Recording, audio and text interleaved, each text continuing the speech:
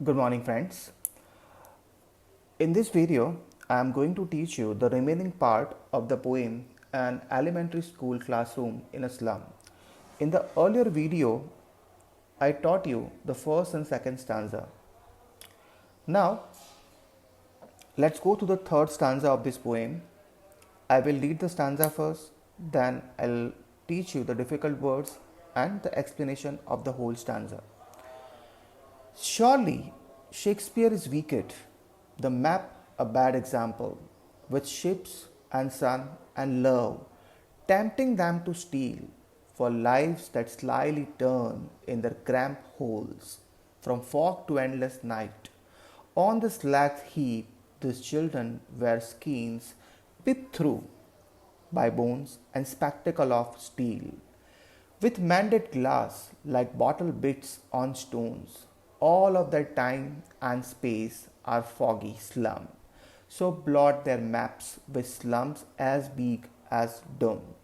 The first, okay, the meaning of wicked is evil, tempting means attracting, persuading, slyly means secretly, slack means waste, and doom means disaster. Now let's go to the explanation. The poet further says that these children living in the slum area have faced so many hardships that they feel every other person to be their enemy. For them, Shakespeare is an evil man. They don't find the map to be a good thing. They were, they were never liked or loved by anyone. Therefore, they hate almost everyone. Their desire of being loved by others forces them to steal. They live in small homes and they have started adjusting to it. The life is going towards an endless night. This means that their future is full of darkness. These kids are so thin that one can easily see their bones through the thin layer of skin. Their skin is like the thin layer of cloth, and the bones beneath are visible through the skin. These kids suffer from malnutrition. They wear spectacles which are made of steel. They are cheap and very uncomfortable. Even the lenses in the spectacles are repaired. The spectacles look like stones which have been repaired with pieces of glasses sticking out of them. Here, the poet tries to explain that these kids have to face so many hardships in their lives.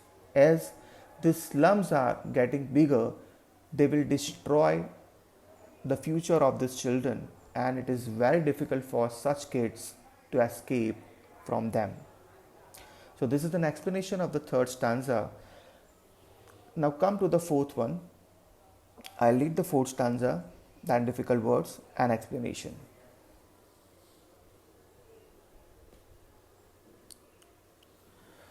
Unless governor, inspector, and visitor, this map becomes their window, and these windows that shut upon their lives like catacombs break, oh break, open till they break the town, and show the children to green fields and make their world run azure on gold sands, and let their tongues run naked into books. The white and green leaves open history there, whose language is the sun. So, the difficult words of this stanza are catacombs. Catacomb means tomb underground tomb or cemetery. Azure means deep blue sky. Here, the poet says that the government should take notice of the problems being faced by these kids. He urges them to change the life of these kids and make the world map a reality for them. There is a need to break the restriction which are put on them due to poverty and lack of resources. He wants the governor and public to help these kids in achieving their dreams, as this will take them away from fog to azure sky. The poet here wants to say that in this way the kids can be taken away from the darkness of their present to a bright future. He wants his kids to experience the sense and the beauty of nature, as these will lead to a desire of gaining knowledge.